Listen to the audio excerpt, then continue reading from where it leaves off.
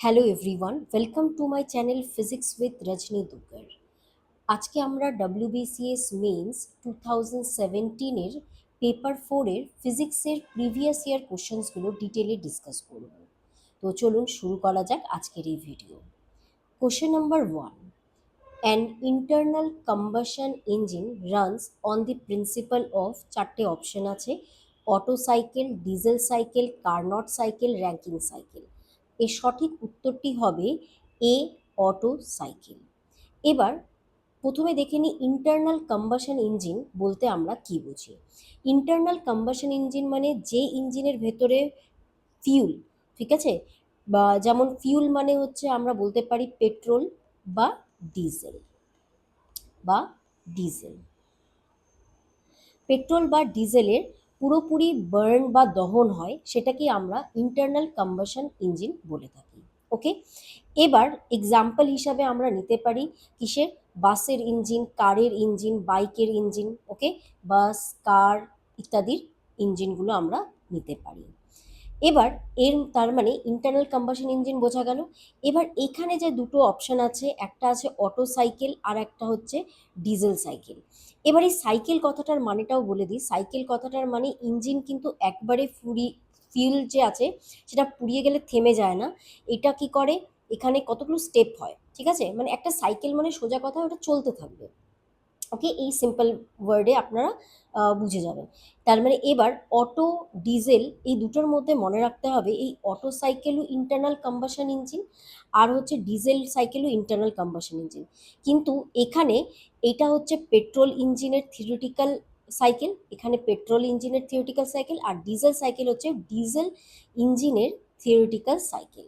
ওকে, তো দুটোই internal combustion engine, কিন্তু মনে রাখতে হবে দুটো অপশনই থাকলে আমরা মার্ক করব কোনটাকে, অটো সাইকেল। কিন্তু স্পেসিফিক্যালি কোশ্চেনে ডিজেল যদি বলা থাকে, diesel internal combustion diesel engine, তো ডিজেল লেখা থাকলে আমরা ডিজেল সাইকেলকে মার্ক করবো। তাহলে এটা সঠিক উত্তর হবে অটো সাইকেল। বাকি অপশনসগুলো একটু চেক করে নিই। বাকি অপশনসগুলোর মধ্যে প্রথমে আছে কার্নট সাইকেল। কার্নট সাইকেল কি, এটা একটা আইডিয়াল সাইকেল, ঠিক আছে, মানে এটা একটা আইডিয়াল হিট ইঞ্জিন আমরা বলতে পারি, হিট ইঞ্জিন, যার এফিসিয়েন্সি 100%, মানে ও খুবই ভালো কাজ করে, ওর মতো আর কোনো ইঞ্জিন হবে না। তো এটা রিয়েল লাইফে পসিবল না, তো এটা হবে না উত্তর। র্যাঙ্কিং সাইকেল কি, র্যাঙ্কিং সাইকেল হচ্ছে স্টিম ইঞ্জিন বা পাওয়ার প্ল্যান্টে যেটা ইউজ হয়, এটা হচ্ছে স্টিম ইঞ্জিন বা পাওয়ার প্ল্যান্টের সাইকেল। ওকে, বোঝা গেল। তাহলে কোশ্চেন নাম্বার 1-এর সঠিক উত্তর হবে ইন্টারনাল কম্বাশন ইঞ্জিন, উত্তর হচ্ছে অটো সাইকেল। কোশ্চেন নাম্বার 2-তে যাই। কোশ্চেন নাম্বার 2 বলেছে, who presented first the experimental value of G. এই জিটা কি, জিটা হচ্ছে ইউনিভার্সাল গ্র্যাভিটেশনাল কনস্ট্যান্ট। এই জিটা হচ্ছে ইউনিভার্সাল গ্র্যাভিটেশনাল কনস্ট্যান্ট। ওকে, এই জি এর ভ্যালু আমাকে কে এক্সপেরিমেন্টালি প্রেজেন্ট করেছিল, এর সঠিক উত্তর হবে বি, ক্যাভেন্ডিস। ওকে, এর সঠিক উত্তর হচ্ছে বি, ক্যাভেন্ডিস। এবার এখানে চারটে অপশন আছে, চারটে অপশন কি কি আছে, চারটে অপশন আছে, A Newton, B Cavendish, C Galileo, আর D none of the above. প্রথমে আমরা নিউটনের নিউটন থেকে শুরু করি। যে নিউটনের আমরা জানি, নিউটন নামটা সবারই জানা। নিউটনের ক্ষেত্রে আমরা জানি যে ইনি গ্র্যাভিটেশনাল ফর্মুলা দিয়েছিলেন। সেই ফর্মুলাটা কি, যে দুটো মাস যদি থাকে, এই ফর্মুলাটা ইম্পর্টেন্ট পরীক্ষার জন্য, দুটো মাস আছে, একটা M1 আর একটা হচ্ছে M2। এই দুটো যদি আমাদের আর ডিস্টেন্স দিয়ে সেপারেটেড হয়, তাহলে এদের মধ্যে যে ফোর্স অফ অ্যাট্রাকশন কাজ করবে তার ফর্মুলা হচ্ছে F is equal to G M1 M2 by R square. Okay, M1 M2 by R square, where M1 আর M2 কি, M1 আর M2 হচ্ছে আমাদের মাস দুটো অবজেক্টের। ওকে, অ্যান্ড আরটা হচ্ছে দুজনের মধ্যে হচ্ছে ডিস্টেন্স।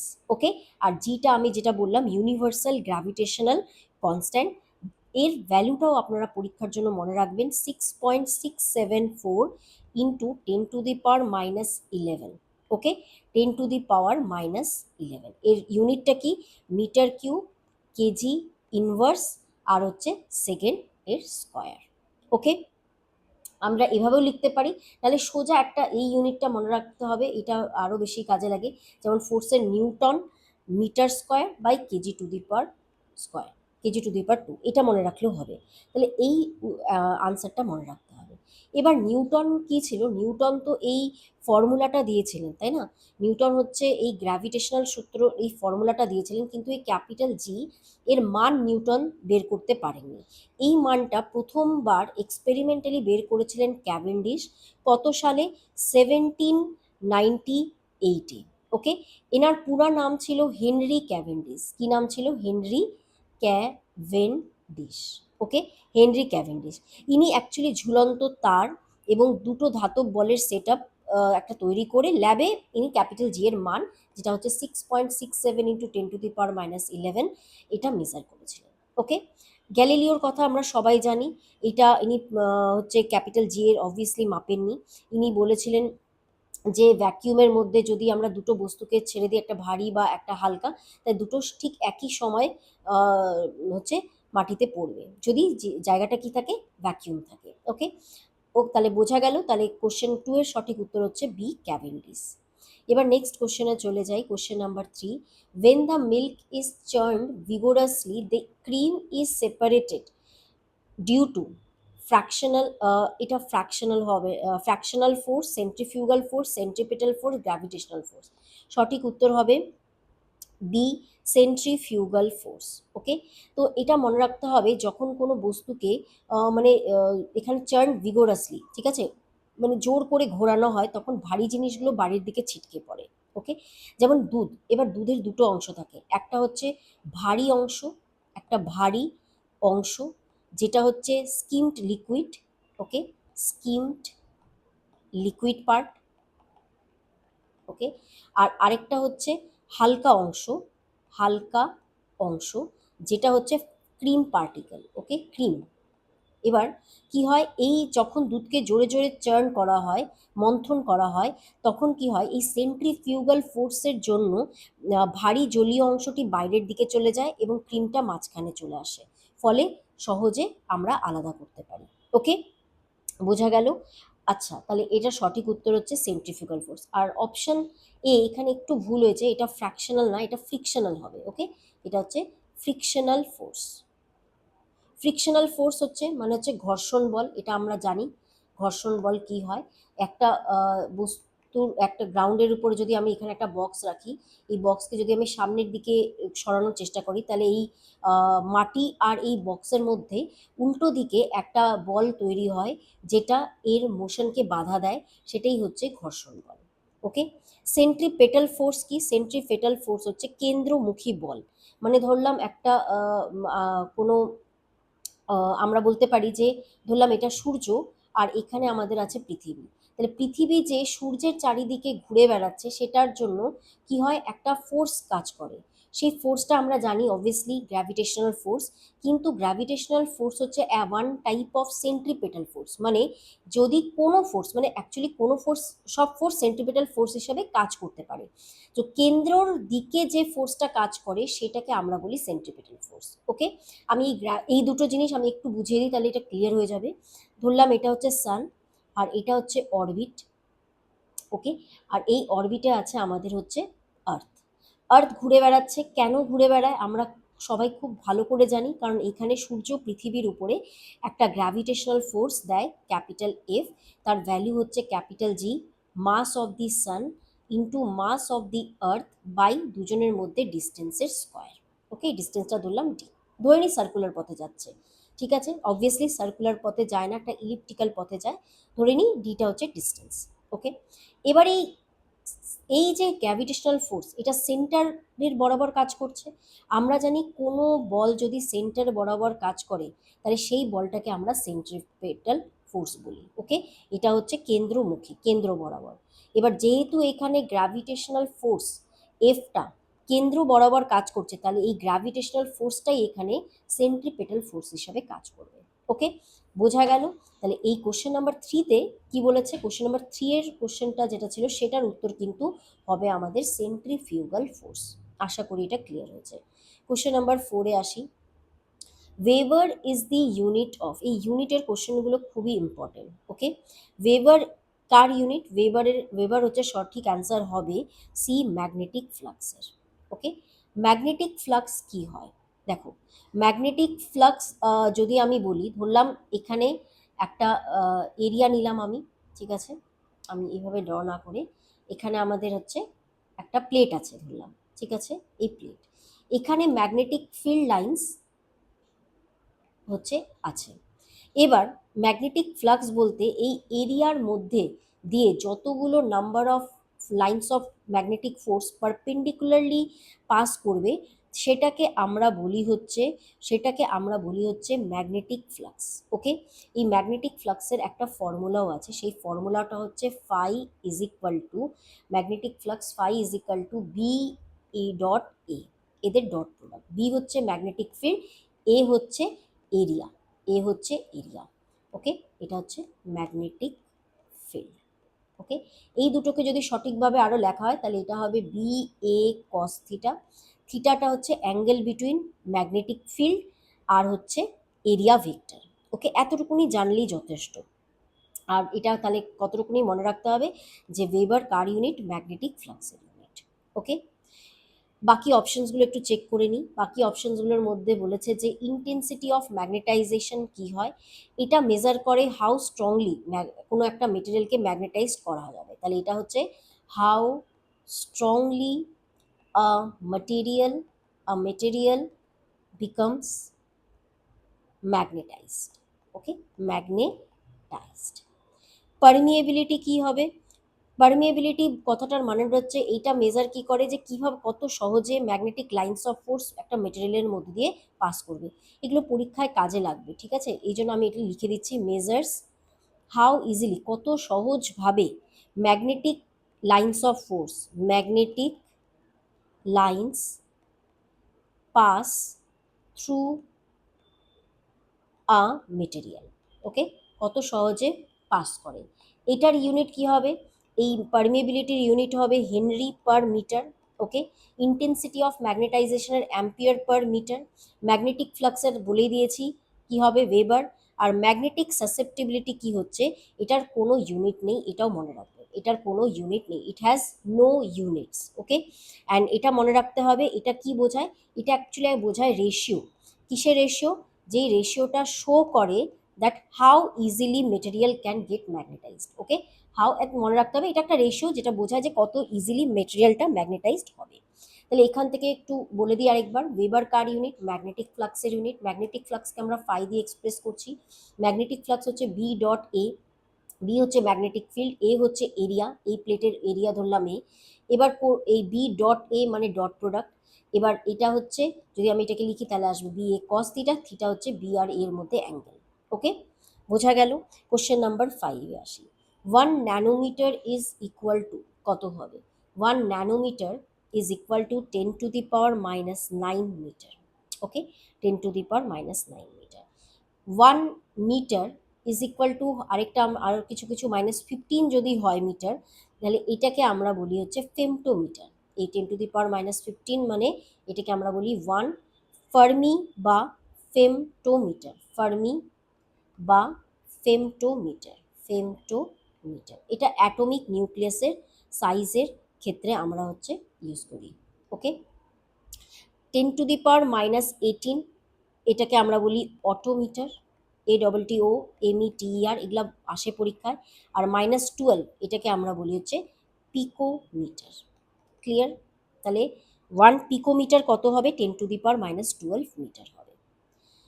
এবার next question, water attains the maximum density at, options are 0 degree, 4 degree, 4 kelvin and 4 degree Celsius. Okay, তাহলে এখানে সঠিক উত্তরটা হবে B4 degree, sorry I am really sorry, 4 degree Celsius. I am really sorry, এর অপশনটা সঠিক উত্তরটা কি হবে? 4 ডিগ্রি সেলসিয়াস। সাধারণত আমরা জল আমরা সাধারণত জানি যদি কোনো লিকুইড ঠান্ডা হয় তাহলে সেটা সংকুচিত হয় কিন্তু আর ঘনত্ব বেড়ে যায়। কিন্তু জলের ক্ষেত্রে একটু আলাদা, মানে জলের ক্ষেত্রে আমরা অ্যানোমেলাস এক্সপ্যানশন দেখতে পাই, মানে জলের ব্যতিক্রান্ত প্রসারণ, ব্যতিক্রান্ত প্রসারণ জলের মানে, জলের ক্ষেত্রে কি হয়, জল ধরলাম এটা 0 ডিগ্রি সেলসিয়াসের জল, করতে করতে যদি আমি 4 ডিগ্রি সেলসিয়াস করি, তাহলে নর্মালি টেম্পারেচার বাড়ার সাথে সাথে কি হয়, ঘনত্ব কমতে থাকে, আয়তন বাড়তে থাকে। কিন্তু 4 ডিগ্রি পর্যন্ত কি হয়, জলের ক্ষেত্রে উল্টো দেখা যায়, মানে এখানে এর ভলিউমটা কমবে, আয়তন কমবে, কিন্তু ঘনত্ব বা ডেন্সিটি রো বেড়ে যাবে।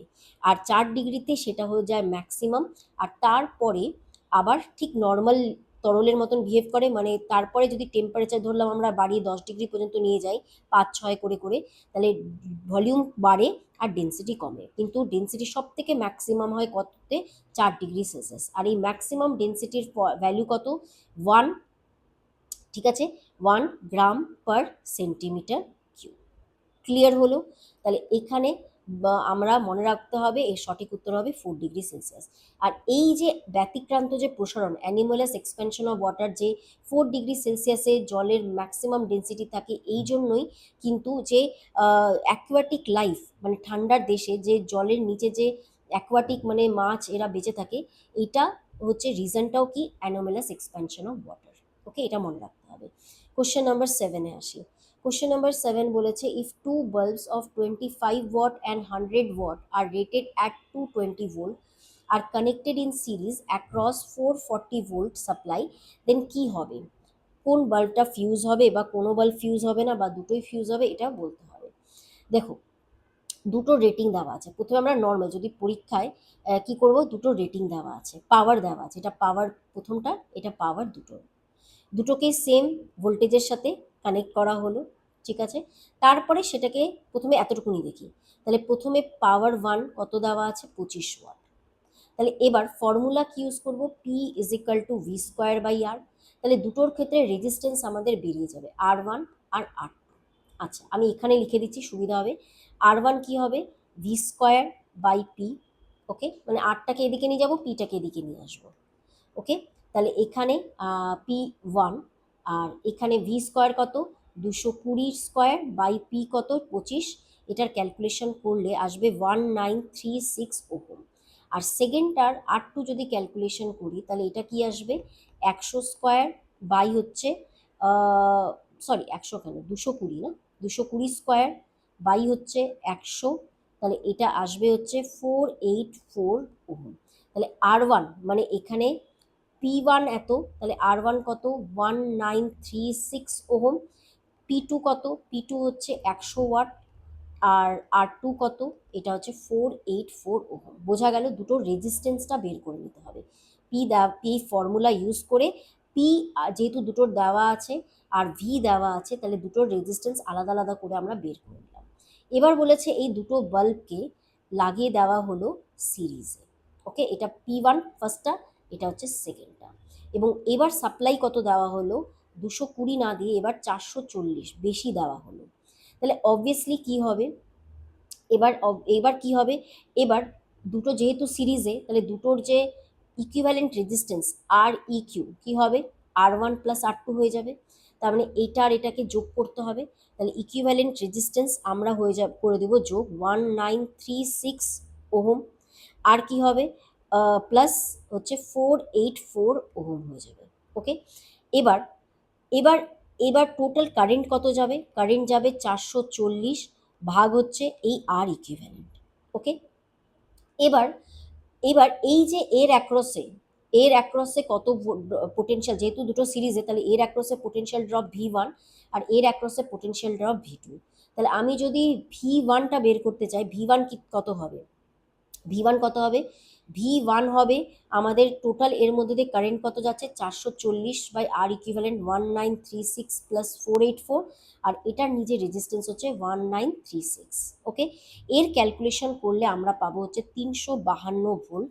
আর যদি আমরা P2 অ্যাক্রসে যদি পোটেনশিয়াল ড্রপ V2 ক্যালকুলেট করতে চাই, এটা আসবে শুধুমাত্র 88 ভোল্ট। ওকে, তাহলে বুঝতে পারছি নর্মালি এই বাল্বটা 220-তে কাজ করতো, কিন্তু 440 লাগানোর ফলে এর অ্যাক্রসে পোটেনশিয়াল ড্রপ অনেক বেড়ে যাচ্ছে, নর্মাল থেকে বেশি।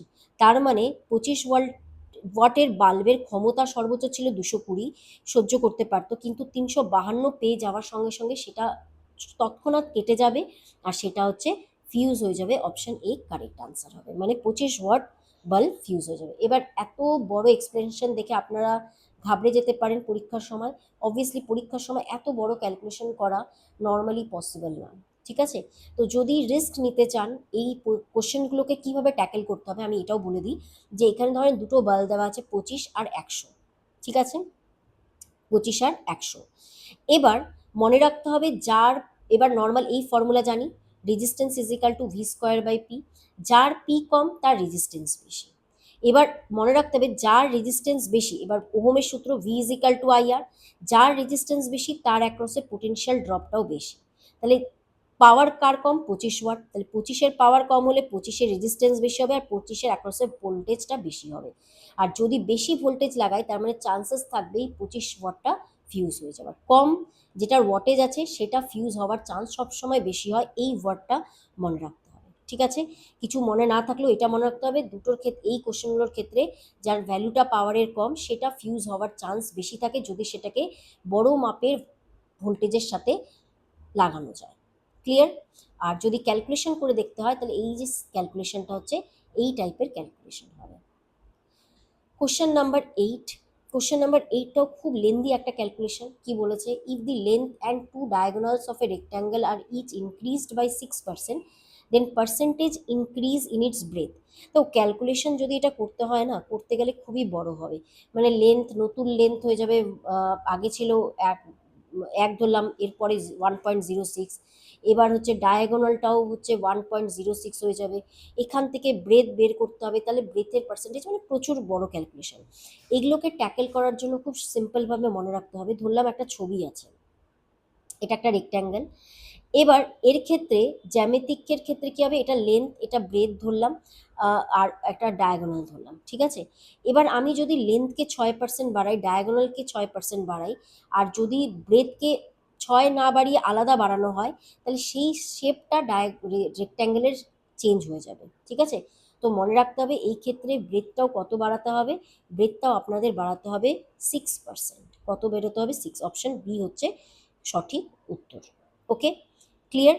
মানে এটার ক্যালকুলেশন করা যায় কিন্তু কোনো দরকার নেই, ঠিক আছে? কারণ এত বড় বড় ক্যালকুলেশন পরীক্ষার সময় পসিবল না, ওই সময় মাথায় আসবে না, কারণ আপনারা ফিজিক্স, যাদের ফিজিক্স সাবজেক্ট নিয়ে গ্র্যাজুয়েশন করা বা ক্যালকুলেশন খুব ইজিলি হয়ে যায় তাদের ক্ষেত্রে অসুবিধা নেই, না হলে এই কোশ্চেন্সগুলো ট্যাকেল করা একটু প্রবলেম। ওকে, তাহলে মনে রাখতে হবে কোনো একটা ছবি যদি রেক্ট্যাঙ্গুলার শেপের হয়, তাহলে সেই জ্যামিতিক আয়তক্ষেত্রের দৈর্ঘ্য এবং ডায়াগোনাল দুটাকেই যদি 6% করে বড় করেন, তাহলে প্রস্থ বা ব্রেথকেও 6% বাড়াতে হবে, যাতে জ্যামিতিক অনুপাত ঠিক থাকে।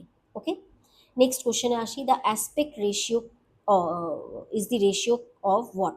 দেখেন অ্যাসপেক্ট রেশিও কি হয়, এটা সঠিক উত্তর হবে লেন্থ ইস টু উইথ। ওকে, যেমন টিভি বা মনিটরের স্ক্রিনে আমরা দেখি 16:9 অ্যাসপেক্ট রেশিও। এই অ্যাসপেক্ট রেশিও বলতে দৈর্ঘ্য আর প্রস্থের অনুপাতকেই বোঝায়। ওকে, নেক্সট কোশ্চেনে আসি।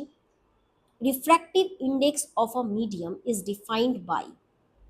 দেখুন refractive index of a medium, এখানে অনেকগুলো অপশন আছে। আমি প্রথমে একটু বলে দিই যে এখানে রিফ্র্যাকশন বলতে আমরা বুঝি যে এখানে একটা সেপারেটিং মিডিয়াম আছে, তাহলে এখানে রে আসলো, ইনসিডেন্ট রে, এটা অন্য মিডিয়ামে যদি একে যেতে হয় তাহলে একটু এর পাথ বেঁকে যাবে, তাহলে এখানে এটাকে আমরা রিফ্র্যাকশন বলি, ঠিক আছে? এখানে এই θ1টা হচ্ছে অ্যাঙ্গেল অফ ইনসিডেন্স, θ2 হচ্ছে অ্যাঙ্গেল অফ রিফ্র্যাকশন, এটা হচ্ছে ইনসিডেন্ট রে, আর এটা হচ্ছে রিফ্র্যাক্টেড রে, আর এটা হচ্ছে নর্মাল। উপরের মিডিয়ামে রিফ্র্যাক্টিভ ইন্ডেক্স n1, নিচের মিডিয়ামে রিফ্র্যাক্টিভ ইন্ডেক্স n2। এবার এই জিনিসগুলোকে কানেক্ট করে কে? স্নেলসের সূত্র।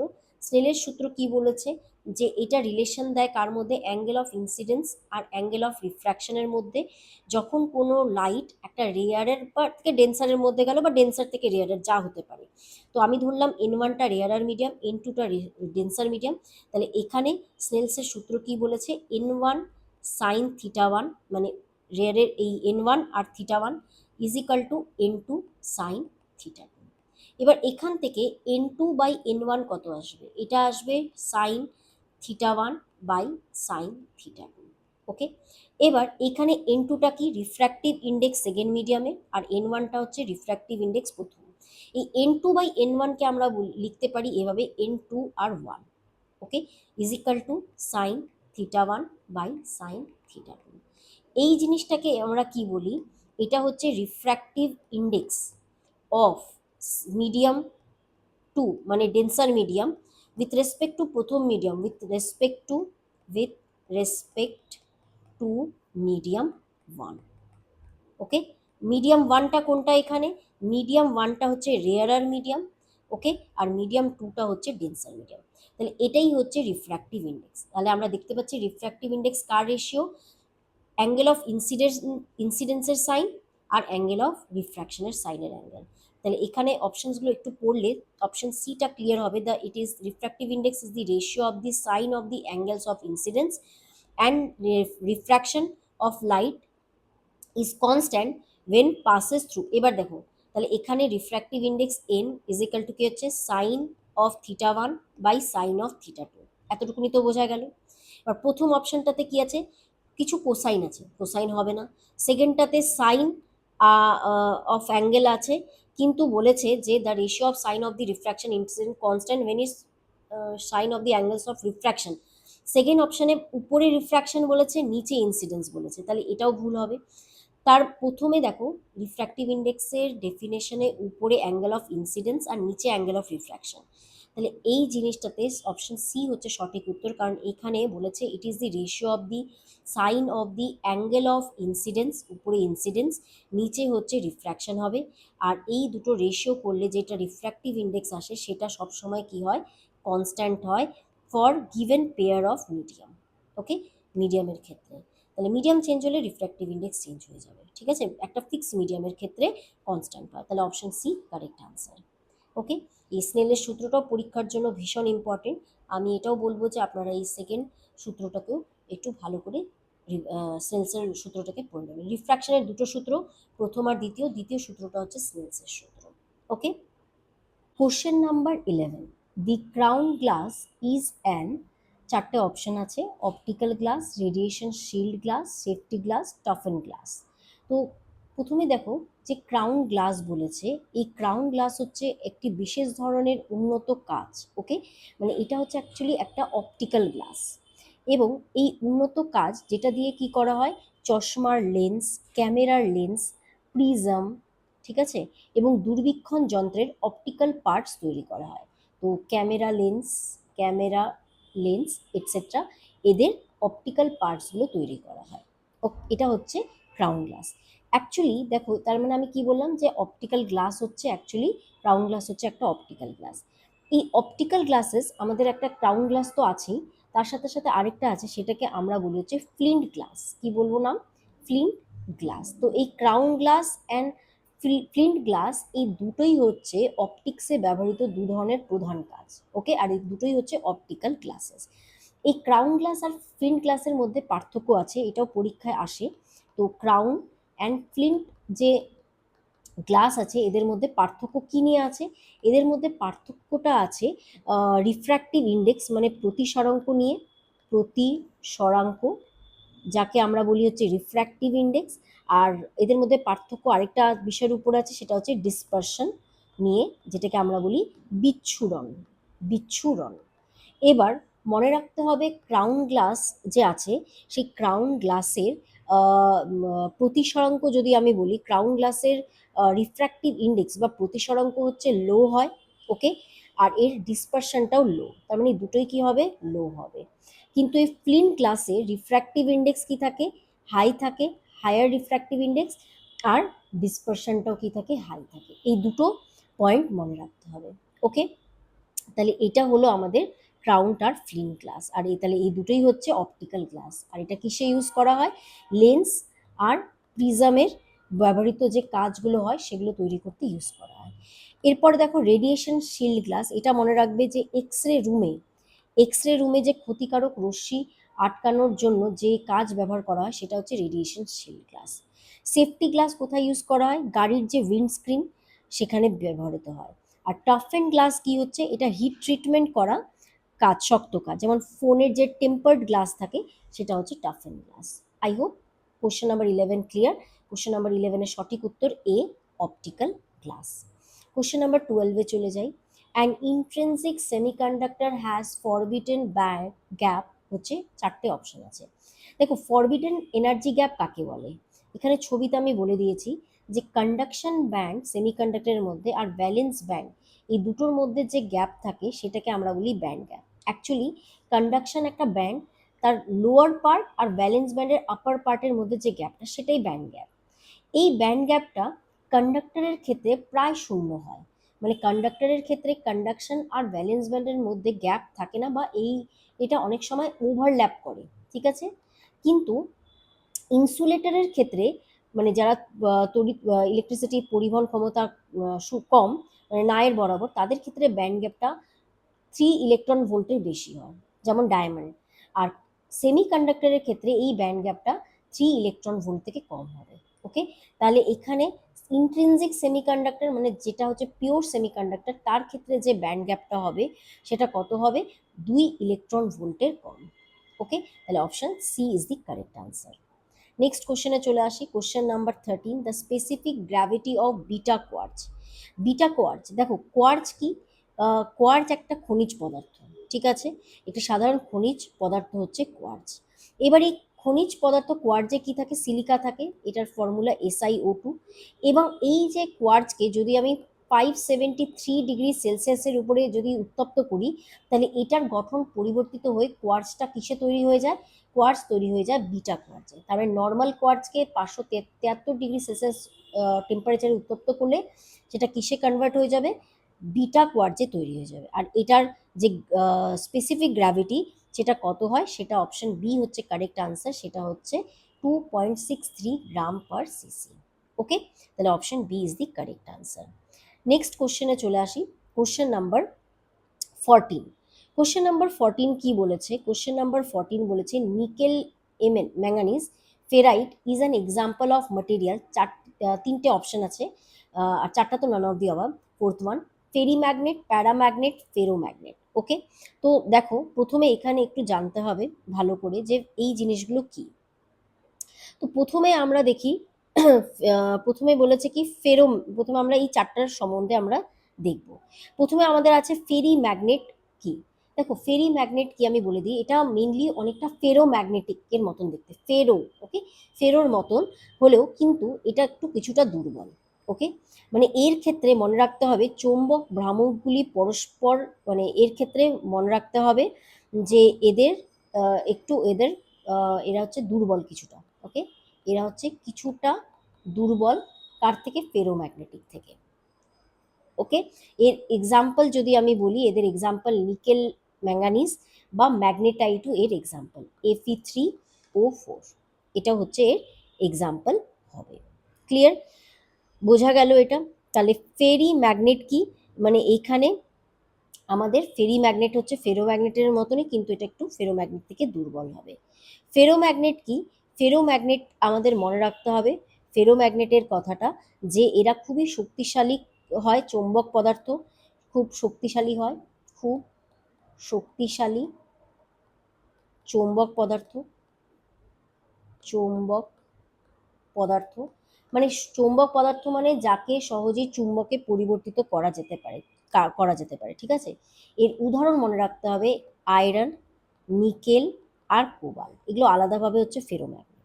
ওকে, ফেরি ম্যাগনেটটাও এমন পদার্থ যাকে চুম্বকে পরিণত করা যেতে পারে, কিন্তু সেটা ফেরোম্যাগনেটের মতো অত সহজ নয়।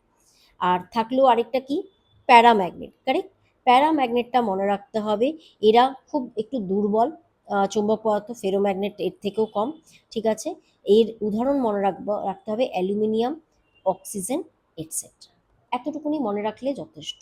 ওকে, তাহলে এর সঠিক উত্তর কি হবে, এ, ফেরি ম্যাগনেট।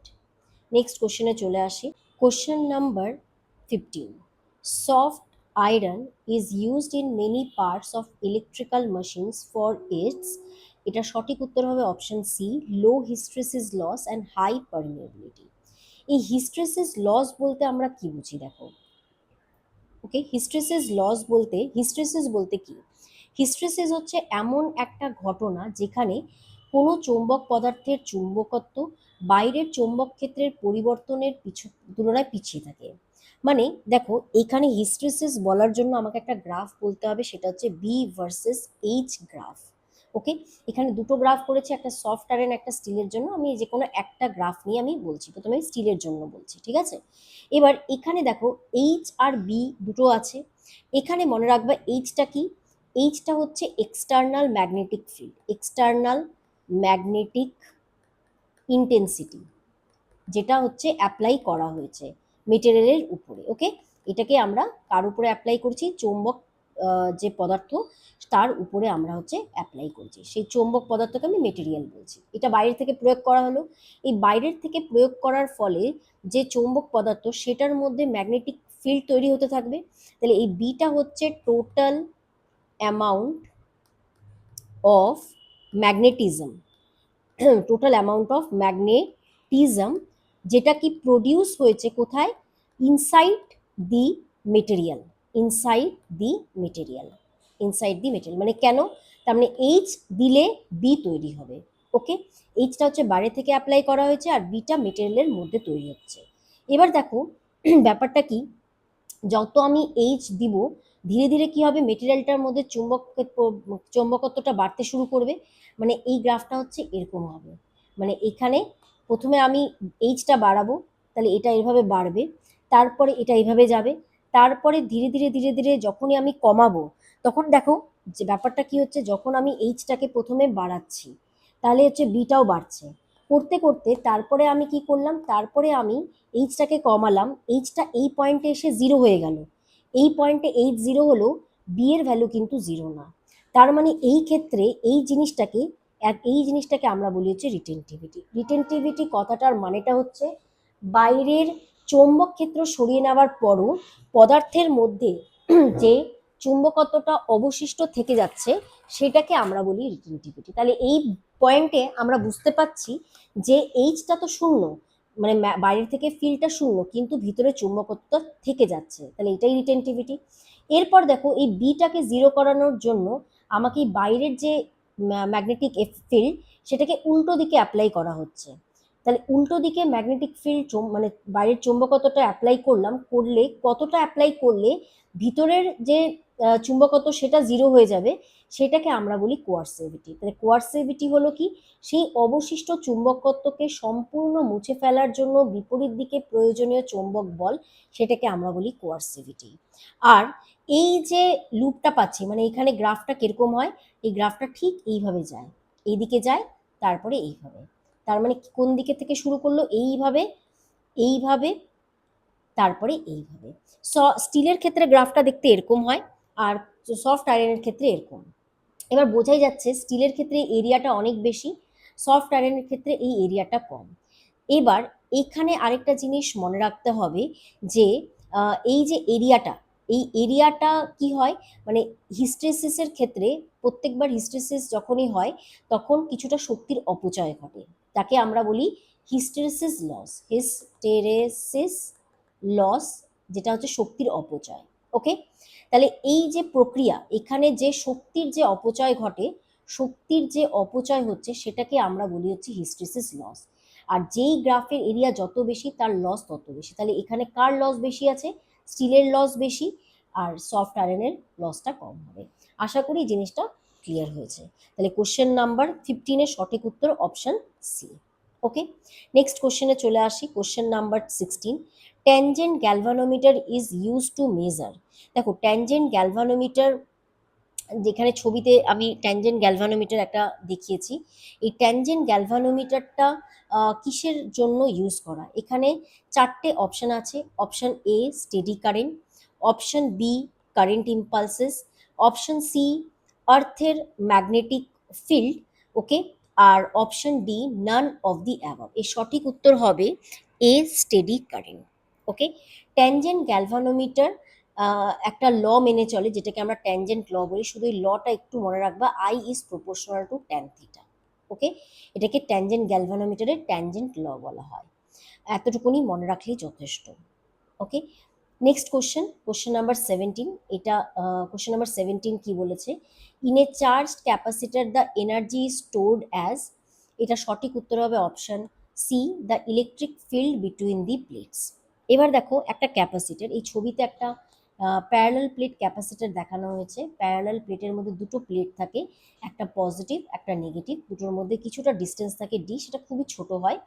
এবার এই প্লাস আর মাইনাসের মধ্যে একটা ইলেকট্রিক ফিল্ড তৈরি হয়, সেই ইলেকট্রিক ফিল্ডের মধ্যে কি হয়, এনার্জিটা স্টোর থাকে, আর সেই এনার্জির ফর্মুলা কি হয়, হাফ সি ভি স্কোয়ার।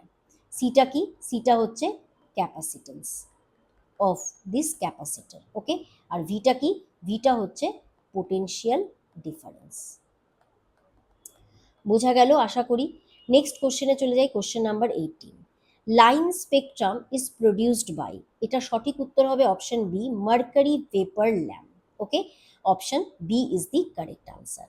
দেখো দুটো স্পেকট্রাম আমাদের পড়তে হবে, একটা হচ্ছে কন্টিনিউয়াস স্পেকট্রাম, ওকে, আর আরেকটা হচ্ছে কি লাইন স্পেকট্রাম। লাইন স্পেকট্রাম আবার দু ধরনের আছে, কি কি, একটা অ্যাবজর্পশন লাইন স্পেকট্রাম, একটা এমিশন লাইন স্পেকট্রাম, ওকে। কন্টিনিউয়াস স্পেকট্রাম কি, এটা হচ্ছে যখন মানে এটা নর্মালি ধরো উত্তপ্ত কোনো কঠিন বস্তু মানে ফিলামেন্টের বাল্ব থেকে যে লাইট আসবে সেটাকে আমরা বলি কন্টিনিউয়াস, মানে এটা একটা রেইনবো রামধনুর মতন পরপর কালারগুলো দেখা যাচ্ছে। এবার অ্যাবজর্পশন লাইন স্পেকট্রামটার ক্ষেত্রে কি হবে, লাইন স্পেকট্রামের ক্ষেত্রে এই রেইনবো যে আছে মতো সেখান থেকে কিছু কিছু লাইনগুলো কি থাকবে, মিসিং থাকবে, দেখুন কালো কালোগুলো দেখা যাচ্ছে, তাই না। তার মানে আর আরেক ধরনের লাইন স্পেকট্রাম আছে যেটাকে এমিশন লাইন স্পেকট্রাম, এখানে পুরো ব্যাকগ্রাউন্ডটাই কালো আর তার মধ্যে কিছুটা কালারফুল লাইন দেখা যাচ্ছে। এই দুটো হচ্ছে আমার লাইন স্পেকট্রাম। তাহলে দুটো লাইন স্পেকট্রাম হচ্ছে, একটা অ্যাবজর্পশন যেখানে ব্ল্যাক লাইন্স পাওয়া যায় on the coloured black background, আর এমিশন লাইন স্পেকট্রামে আমরা কালার্ড লাইন্স পাই on a black background, okay. বোঝা গেল, তাহলে এটা হচ্ছে লাইন স্পেকট্রাম। তাহলে এবার আজকের এই ভিডিওতে আমরা টোটাল 18 কোশ্চেন্স ডিসকাস করলাম 2017 সালের এই প্রিভিয়াস ইয়ার কোশ্চেন্সগুলো। এবার নেক্সট যে ভিডিও সেখানে আমি 2016-এর কোশ্চেন্সগুলো নিয়ে আসবো, ফিজিক্সের কোশ্চেন্সগুলো। মোটামুটি আমরা আর এক দুটো বছর ফিজিক্সের প্রিভিয়াস ইয়ার কোশ্চেন্সগুলো করার পর আমরা কেমিস্ট্রির যে প্রিভিয়াস ইয়ার কোশ্চেন্সগুলো আছে সেগুলো ডিসকাস করব। আজকের জন্য এতটুকুনি রাখলাম, থ্যাংক ইউ সো মাচ।